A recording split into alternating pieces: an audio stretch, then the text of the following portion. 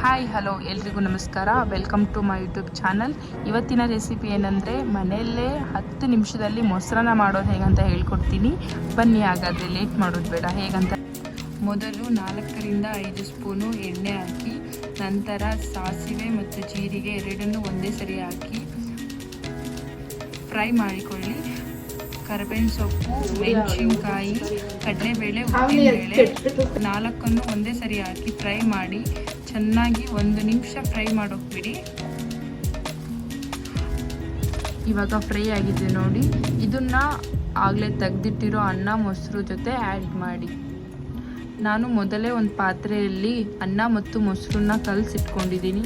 ಈಗ ಒಗ್ಗರಣೆಯನ್ನು ಇದರೊಳಗಡೆ ಆ್ಯಡ್ ಮಾಡ್ಕೊಳ್ಳಿ.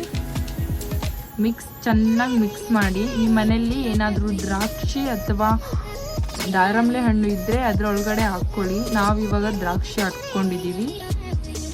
ನೋಡ್ತಿದ್ದೀರಲ್ಲ ನೀವೇ, ತುಂಬ ಅಂದರೆ ತುಂಬ ಚೆನ್ನಾಗಿ ಬಂದಿದೆ. ಪ್ಲೇಟಲ್ಲಿ ಸರ್ವ್ ಮಾಡ್ಕೊಂಡು ತಿಂದಿದ್ರೆ ಒನ್ ಮೋರ್ ಅಂತಿರಬೇಕು. ನೀವಿನ್ನೂ ನಮ್ಮ ಚಾನಲ್ಗೆ ಹೊಸಬರಾಗಿದ್ದರೆ ದಯವಿಟ್ಟು ಸಬ್ಸ್ಕ್ರೈಬ್ ಮಾಡ್ಕೊಳ್ಳೋದು ಮರಿಬೇಡಿ.